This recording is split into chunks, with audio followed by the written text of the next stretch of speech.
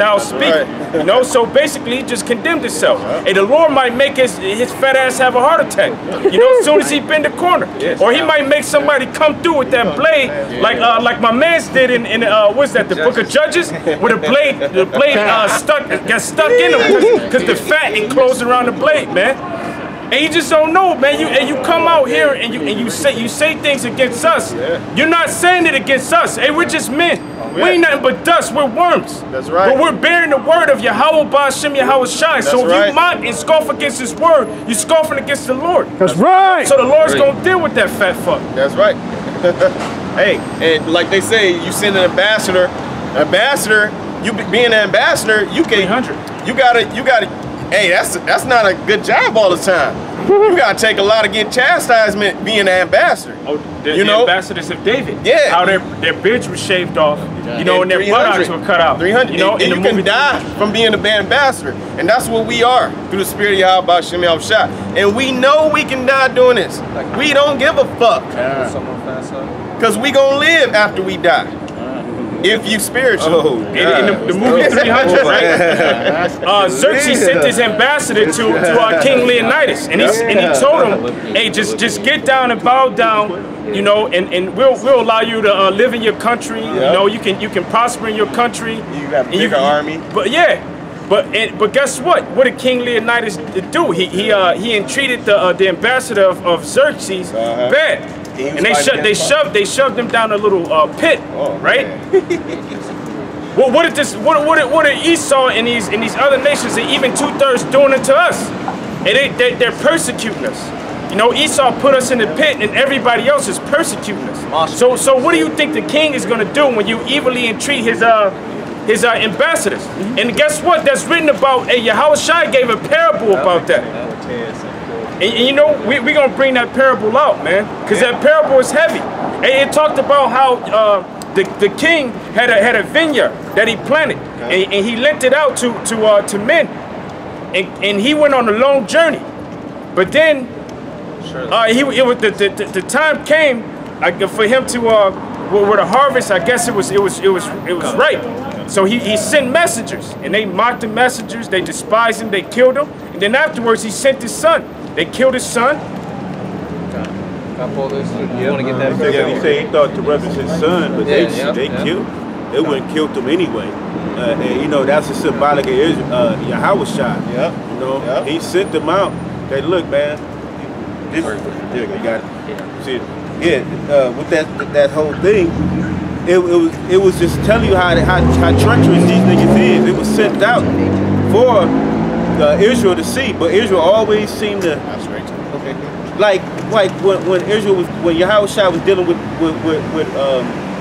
you know, the Sanhedrin, and everybody hated to find out that he had the attention of the people, because a lot of people didn't know who he was at a certain point, because like us, we melt in the cities, we just mesh. When you see us in the streets, you wouldn't know who he is.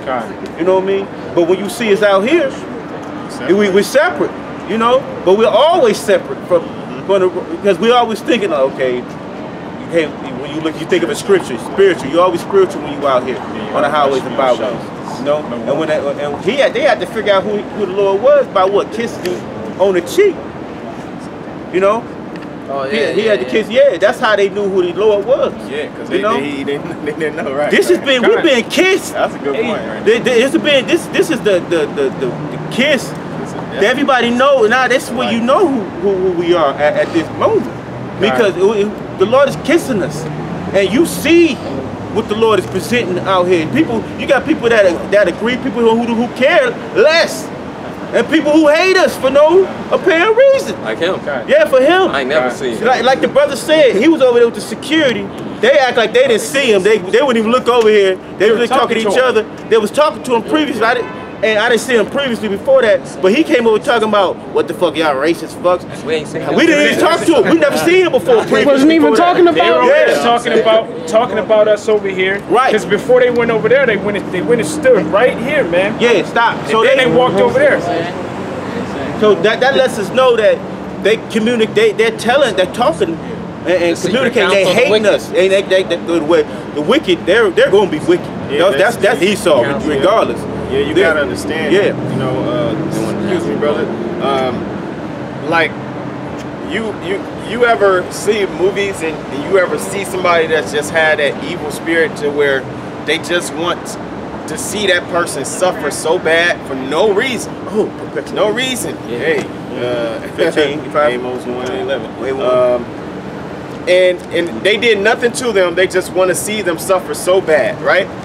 That's a perpetual hatred that the brother just said, you know. And it's kind of like they have to have the spirit of Satan on them to do that. You know what I mean? It has to be super evil. We did nothing to these people. We come out here and tell them the truth. This world is racist. You are racist. If you black and you want your daughter with a white man, something wrong with you. Then something wrong with you. You want your person to, you want the people to be with them people, right? That's racist. They just took the term and twisted it and made it put a bad cloak on it. Being racist is not bad. It's being for your own people. It's not having hatred towards another race. We are for our own people. All right? Like they are. You know what's just like you are. You know what's crazy? They'll hear our message and basically they'll think that we're saying that the Most High is only come to save everybody that look dark skinned, you know? But he don't even know. Hey, he could have possibly been an Israelite, but being raised up thinking that he was a white man, you know. So he's gonna come against us thinking that we're racist. You know, he could have. You spoke about the wheat and tares, but you were visiting that message from a spiritual standpoint. You know, talking about the spiritual wheat and tares, how that's spiritually